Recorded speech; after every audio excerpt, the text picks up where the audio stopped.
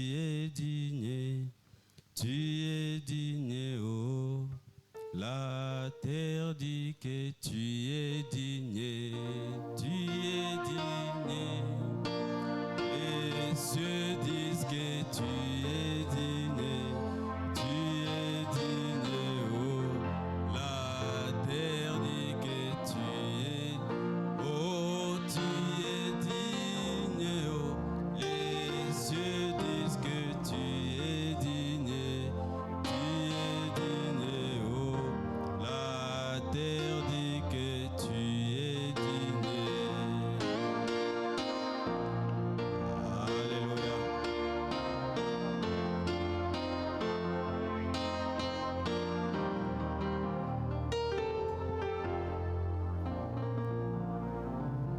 Alléluia. Alléluia. Alléluia. Amen. Nous allons partager la parole de Dieu de ce matin. Et avant toute chose, nous voulons d'abord dire merci à Dieu. Amen. Le Dieu qui a permis que nous soyons là ce matin. Amen. Ce n'est pas par notre propre force, mais c'est par sa grâce seulement. Et je ne manquerai pas de dire merci aussi au révérend pasteur ici présent pour d'abord cette vision qu'il a eue de Dieu, il a reçu de Dieu pour ce culte francophone. Je suis en train de voir que ce culte va être une source d'une grande bénédiction, d'un grand réveil ici dans la vie de Bukavu. Amen. Amen. Alléluia. Amen. Et merci pour cette faveur qui m'a été accordée de partager ou d'être le messager de Dieu ce matin aux enfants de Dieu. Merci beaucoup pour cette faveur, pasteur. Amen. Sans tarder, nous allons lire la parole de Dieu. Et là, je vous demanderai d'être tous debout, s'il vous plaît, au respect de la parole de Dieu. Et nous allons lire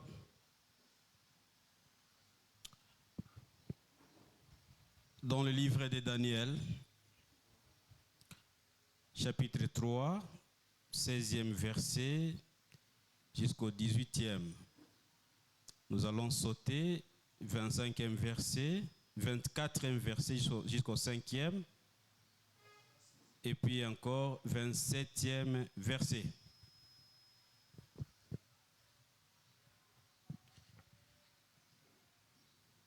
Nous lisons au nom de Jésus. Amen. Shadrach, Meshach et Abednego répliquèrent au roi Nebuchadnezzar. Nous n'avons pas besoin de te répondre là-dessus. Voici, notre Dieu que nous servons peut nous délivrer de la fournaise ardente. Et il nous délivrera de ta main, ô roi. Sinon, sache, ô roi, que nous ne servirons pas tes dieux et que nous n'adorerons pas la statue d'or que tu as élevée. Amen. Amen. Nous lisons 24e verset.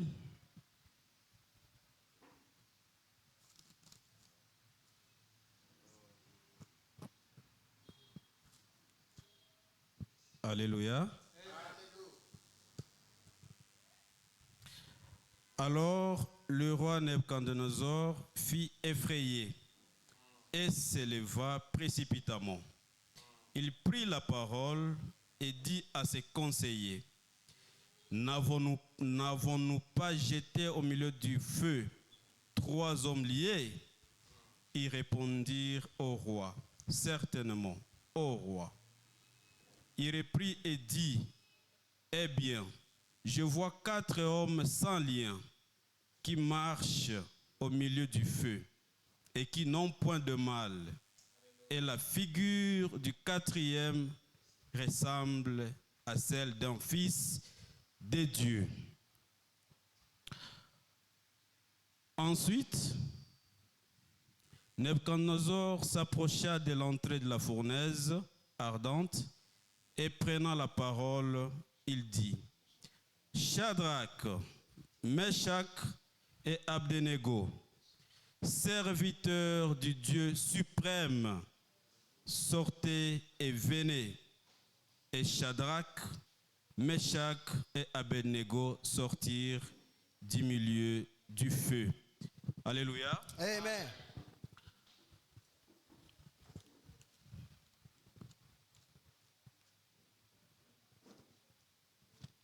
« 27e verset dit ceci. Les satrapes, les intendants, les gouverneurs,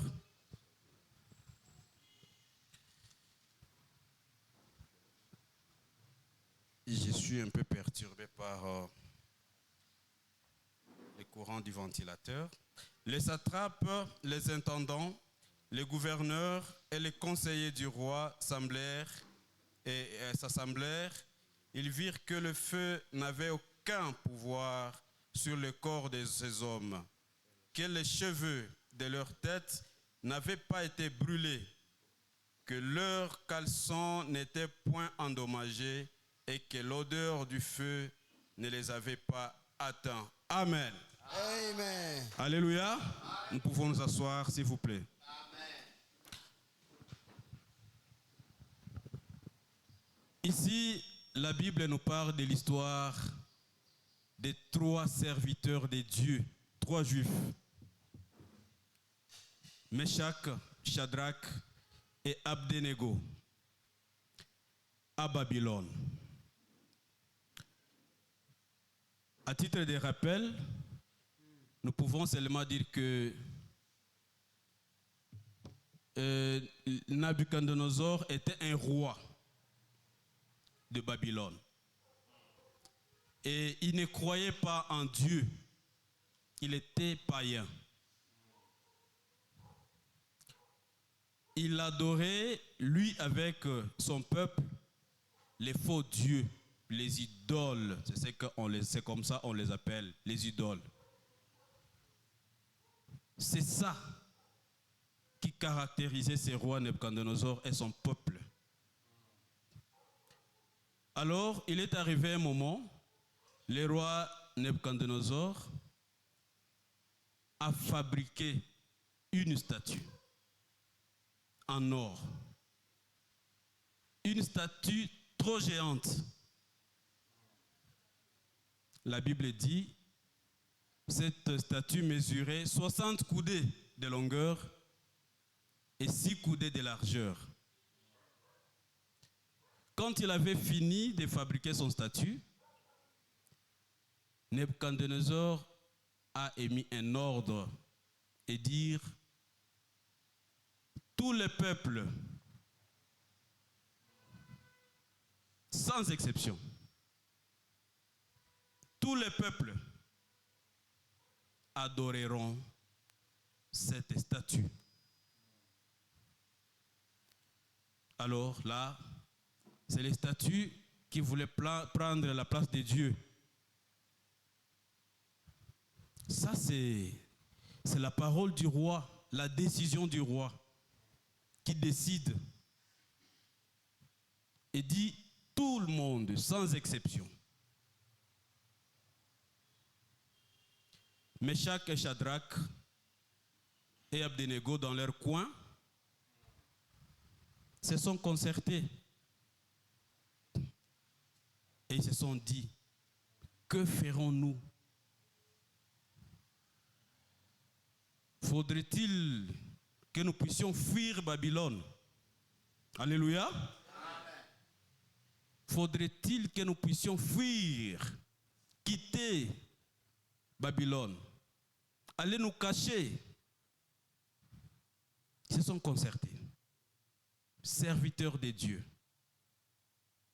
des dieux très hauts, ils se sont dit, niet.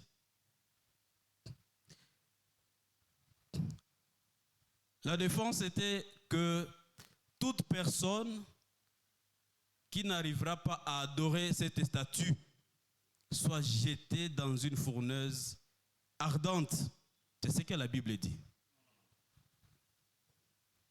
Tu n'adores pas, on te jette au milieu du feu.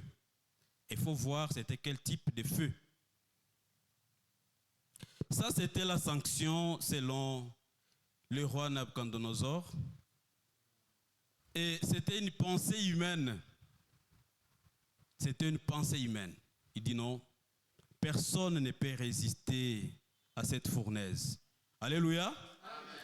Personne ne peut résister à cette fournaise.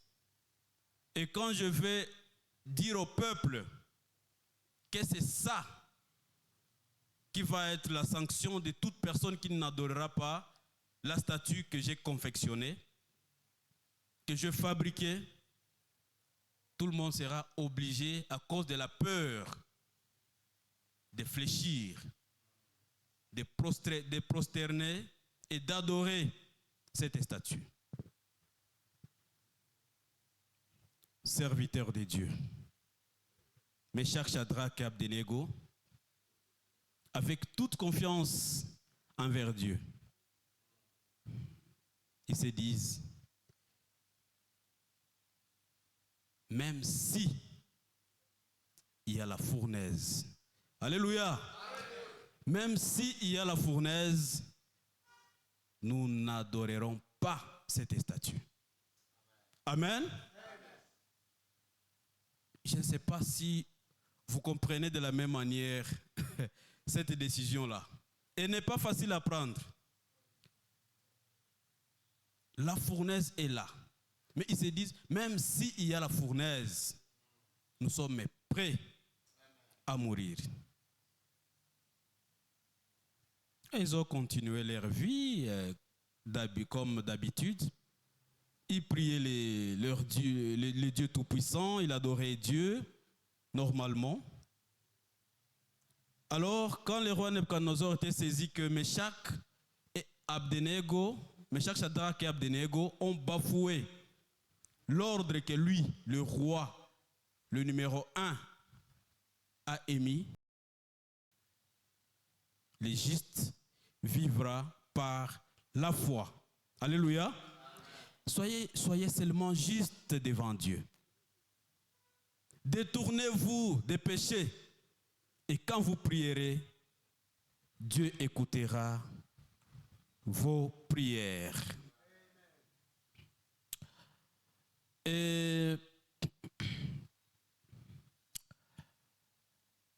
cette histoire de Daniel, j'ai essayé de la comparer avec l'histoire de Paul et Silas. Avec l'histoire de Daniel,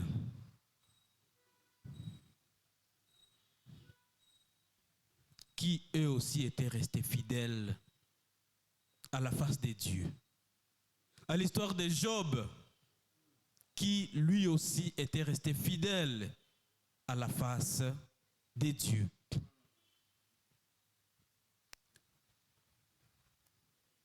Paul et Silas, qui étaient emprisonnés. Pourquoi emprisonnés? Parce qu'ils avaient juste guéri une servante. Une servante qui était remplie d'un esprit de python. Alléluia. Amen. Alléluia. Amen. Alléluia, là au fond. Là au fond, alléluia. Amen. La dame qui était remplie d'un esprit de python.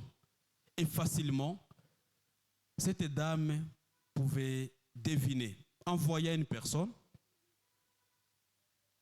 il peut te dire ce que tu as traversé il y a 10 ans. Il peut découvrir qui tu es. Pourtant, un esprit, un mauvais esprit, ce n'est pas un esprit de Dieu. Et là, pour nous les chrétiens, nous pouvons faire attention, j'attire l'attention de tout le monde. Ce n'est pas tout le monde qui prie. Ce n'est pas tout le monde qui fait des miracles que nous devons dire que il est chrétien. Il est dans la volonté de Dieu. On peut faire des miracles et on est hors la volonté de Dieu. On n'est pas respecté par Dieu. La femme là pouvait deviner. Alors quand la femme avait vu Paul et Silas, elle avait dit, cet esprit-là avait directement reconnu Paul et Silas. Et la femme avait dit non, vous êtes les hommes de Dieu. Paul et Silas, serviteurs de Dieu, avaient ordonné ces esprits de quitter cette femme. Alors étant donné que, en devinant, les maîtres de cette servante-là gagnaient de l'argent, beaucoup d'argent. Mais quand Paul et Silas avaient guéri cette dame, les intérêts étaient perdus. Et là, furieux,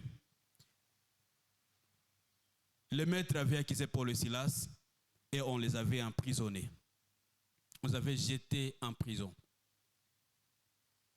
Dans la prison, je n'y ai jamais été, mais je sais que dans la prison, il y a la souffrance. Il y a la souffrance. Il y a des tortures. Mais, encore, le même si revient. Alléluia. Même si nous sommes dans la souffrance, on nous a torturés. Le corps est au point de lâcher. Mais que faire? Ils ont choisi de louer dans la souffrance. Ils ont choisi de prier. Ils ont choisi d'adorer Dieu. Alléluia. Ah là, j'imagine quelle sorte de louange, quelle sorte d'adoration, quelle sorte de prière ils adressaient à leur Dieu pendant ces moments difficiles, de douleur. J'imagine, c'était comment? C'est pas facile. Dans la prison. Mais cette attitude-là de prière et d'adoration avait bougé Dieu. Et Dieu avait dit, non, non, je ne laisserai pas mes serviteurs périr dans cette prison. Il y a eu un tremblement de terre et la Bible dit que les chaînes qui liaient Paul et Silas étaient tombées et les portes s'ouvrirent. Alléluia. Ils étaient là. Ils étaient là. Et à l'époque, la personne qui faisait la garde, quand elle a remarqué, non, mais les portes sont ouvertes déjà. Ils ont dit, voilà, les prisonniers se sont enfuis. Qu'est-ce qu'il a dit? Il a dit, non, je ne vais pas me suicider. Et Paul avait lancé un cri, ne te fais aucun mal. Aucun mal. Nous sommes tous ici. Alléluia. Amen. Et voilà. Qu'est-ce qui est arrivé? Les gardiens ou l'agent de sécurité s'est converti. S'est converti grâce à ces miracles-là. De même que le roi Nebuchadnezzar, après avoir délivré de la fournaise Meshach, Shadrach, Abednego, s'est aussi converti et il a cru au Dieu de Meshach, Shadrach et Abednego. Si vous allez lire l'histoire de Daniel aussi dans la fosse au lion, comment Dieu aussi l'avait délivré des lions, de la fosse des lions, vous allez aussi comprendre comment les circonstances peuvent parfois dérouter un homme de Dieu, un enfant de Dieu. Amen.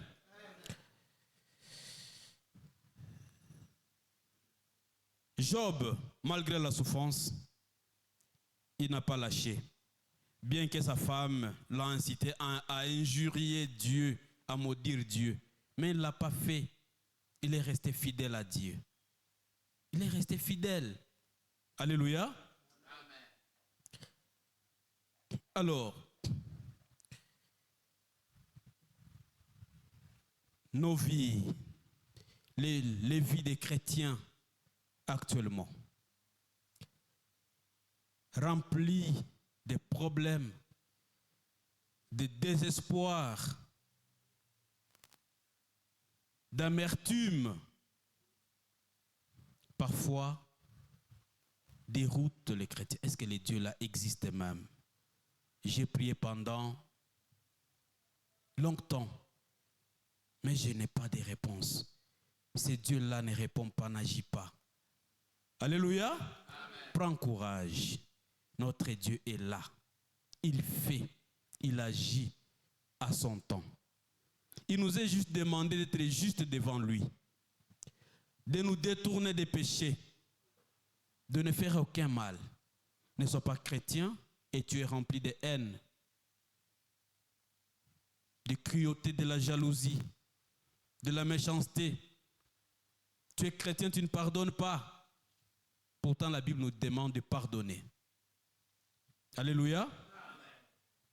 Nous allons nous mettre debout. Amen. Mettons-nous debout.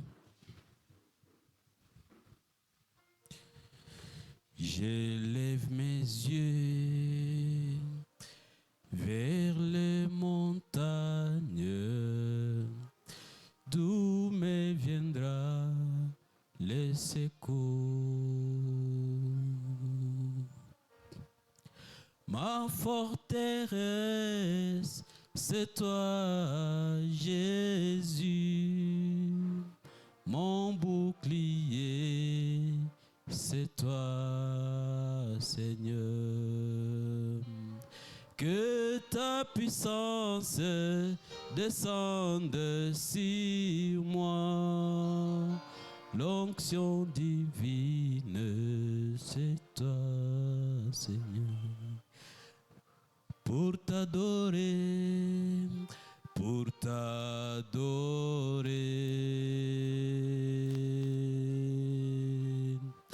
pour t'adorer,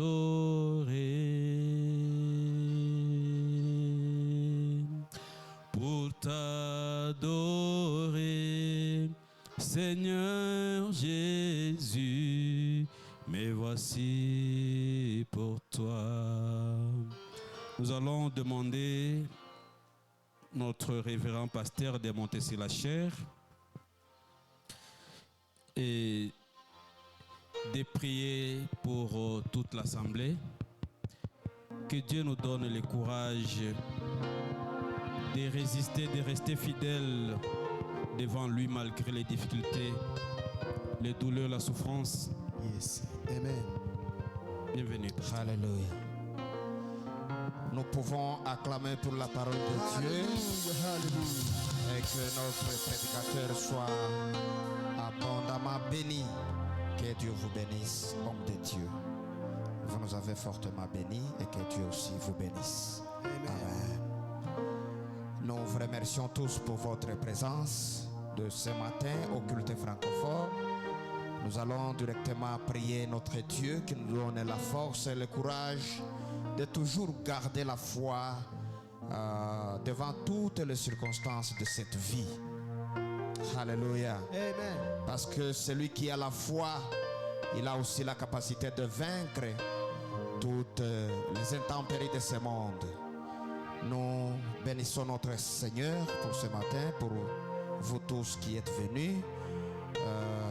Notre fils Josué, sois le bienvenu et que Dieu vous bénisse. Nous pouvons alors prier et demander le courage, demander la foi, de toujours garder notre foi envers Dieu. Seigneur Jésus-Christ, nous te remercions ce matin. Alléluia. Nous bénissons ton Saint-Nom. Nous disons merci pour ta parole. Nous disons merci pour ta présence. Nous disons merci Seigneur pour ce culte francophone que nous venons de finir ce matin. Nous avons été bénis par ta parole. Je demande que tu nous donnes la foi ferme devant toutes les circonstances de ce monde. Je veux que tu nous donnes la force de vaincre les désirs charnels. Que tu nous donnes la force de tenir toujours ferme devant toi. Au nom de Jésus-Christ. Au nom de Jésus-Christ. Les circonstances de ce monde n'ont aucune force devant tes enfants qui te croient. Alléluia. Les esprits sataniques n'ont aucune force. Soyons tous affermis. Je demande que nos yeux se fixent à toi, Seigneur. Je demande que tout le monde fixe les regards à toi, Seigneur. Que nous fixions nos regards à toi, Seigneur. Bénis tout le monde ici présent. Bénis la participation de tout un chacun. Bénis la participation de nos enfants. Bénis la participation de notre prédicateur et de tout le monde qui est ici. Merci Seigneur, car tu vas aussi bénir même les offrandes. Tes enfants ont offert, que tu leur bénisses, Seigneur. Au nom de Jésus-Christ. Nous te montrons notre autre culte qui va se présenter tout de suite. Seigneur, nous invitons toujours ta présence. Alléluia. Que tu sois avec nous, que tu guides et que le Saint-Esprit soit en abondance. Au nom de Jésus-Christ, nous te prions ainsi. Amen. Amen. Que Dieu vous bénisse.